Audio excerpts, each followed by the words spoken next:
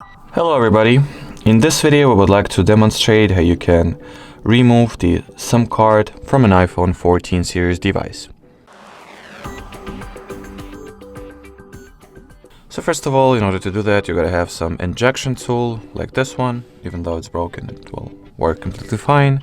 Its length will be sufficient.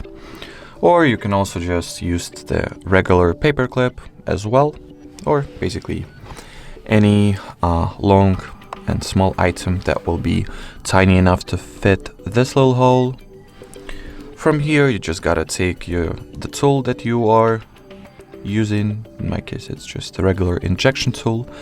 Then insert it into this hole at the left side of your phone.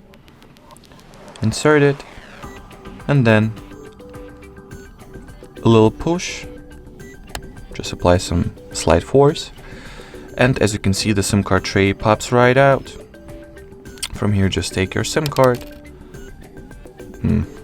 dump it in, or dump it off, and return the SIM card tray into the phone itself. And as you can see, just like so, you can take out the SIM card from your iPhone 14 or 14 Pro. Alrighty, so that will be it for this video. Thank you so much for watching, and bye bye.